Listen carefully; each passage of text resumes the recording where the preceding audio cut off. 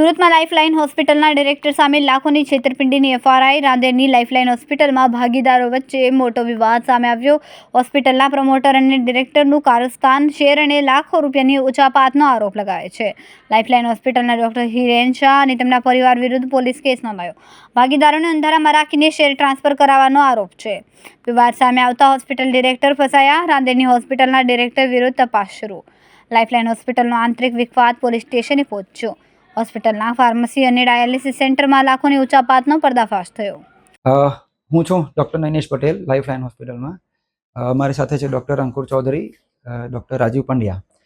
Lifeline હોસ્પિટલની અમારી શરૂઆત થઈ હતી 2013માં, જ્યારે ડૉક્ટર હિરેન શાહ, અમે 3 ડૉક્ટર અને બીજા ડૉક્ટરો સાથે અમે ટીમ બનાવીને હોસ્પિટલ ચાલુ કરેલી 2013માં. બધું બરાબર ચાલતું હતું. પછી 2 ડૉક્ટરો એમાંથી છૂટા પડ્યા. 2018માં અમે 6 ડૉક્ટર હતા અને ત્યારે અમારી પ્રાઇવેટ લિમિટેડ કંપનીમાંથી પબ્લિક લિમિટેડ કંપની બનાવવામાં આવેલી હતી. હિરેન શાહની એ પ્રમાણે એમણે મૂકેલું હતું પરમિશન માટે એ રીતે.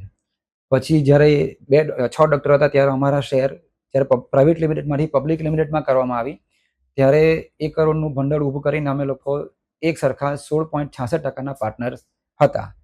અને આ પહેલેથી નક્કી હતું કે બધા પાર્ટનર એક સરખા રહેશે એ રીતે. પછી એમાંથી 2020માં અને 21માં ડૉક્ટર રામચંદ્ર પટેલ અને ડૉક્ટર અરવિંદ પટેલ સાહેબની રેઝિગ્નેશન આવ્યું અને એમણે કંપનીમાંથી ડિરેક્ટર તરીકે રિઝાઇન આપ્યું અને એ રીતે બોર્ડમાં નક્કી થયું કે એમનું જે પણ શેર છે એ બાકીના 4 ડૉક્ટરમાં એક સરખા ભાગે વહેંચવામાં આવશે. એનું બોર્ડ રિઝોલ્યુશન પાસ થયું. બોર્ડ રિઝોલ્યુશન અને એના જે જરૂરી દસ્તાવેજો, જે SH4 ફોર્મ અને બધી ફોર્માલિટી થઈ, પ્લસ એમના જે પણ શેરનું જે પણ વેલ્યુએશન અમારા જે CA અને એમને ગણતરી કરીને આપ્યું એ એમની મંજૂરીથી બંને ડૉક્ટરોને ચેકથી સરખા ભાગે અમે 4 ડૉક્ટરોએ પેમેન્ટ કરી દીધું. પણ એ દરમિયાન ડીમેટેરિયલાઇઝેશન કરવા માટેની પ્રોસિજર ચાલુ કરેલી.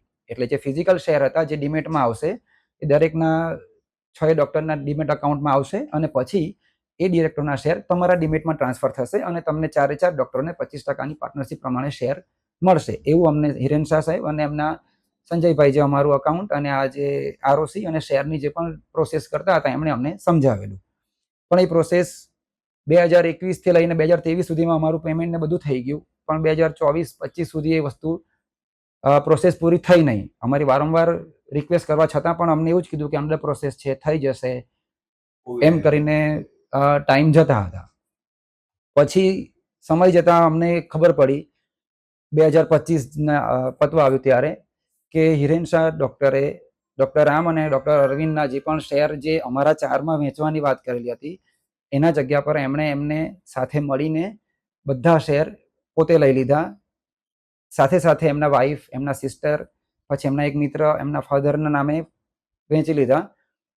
બીજા એક ડૉક્ટર છે અમારા સંકેત મહેતા, એમની પાસે પણ શેર હતા થોડા, એમના પણ શેર એમની સમજાવીને લઈ લીધા.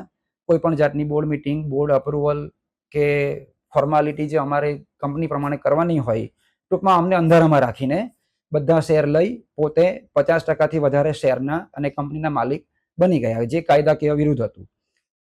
એના માટે અમારે પછી તપાસ થઈ, અમે અરજી કરી ઇકોસેલમાં.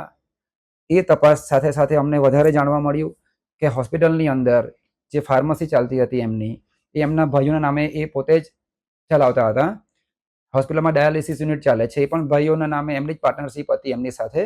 અને એ બધું તપાસમાં જાણવા મળતા અમે પછી આજે કાયદાનો સહારો લીધેલો હતો.